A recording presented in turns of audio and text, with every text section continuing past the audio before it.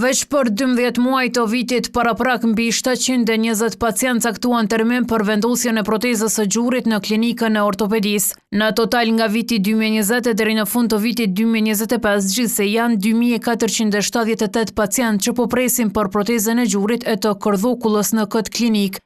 Lista të pritjes për pacientë për shërbime të ndryshme përveç ortopedisë kanë edhe kirurgjia e kardiologjia. E përbashkëta atyre është se në të paktën 3 prej këtyre klinikave po dyshohet se u bën keqpërdorime me këto lista, siç merr vesh Dugagjini, profesionist shëndetësor, dyshohet se ndërhyn duke ndryshuar renditjen për disa pacientë.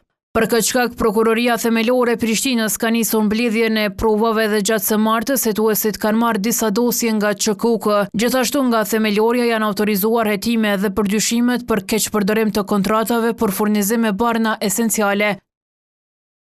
Prokuroria Themelore në Prishtinë në bazë të informatave që ka pranuar ka lëshuar autorizim për grumbullimin e informatave dhe provave relevante për verifikimin e informacioneve për dyshimet lidhur me keqpërdorimet e mundshme në ÇKUK, sa i përket lidhjes së kontratës dhe furnizimin me barna esenciale, listat e pritjes së pacientëve për ndërhyrje në kardiologji, kirurgji, ortopedi e tjerë.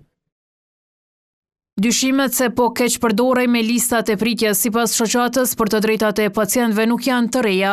Në vite kemi planuar ankesa të natyrave të ndryshme, përfshirë pretendimet për mitomarrje, pritje të gjata për trajtim, mungesa të barnave nga lista esenciale, mungesë informacioni dhe shqetësime lidhur me menaxhimin e listave të pritjes.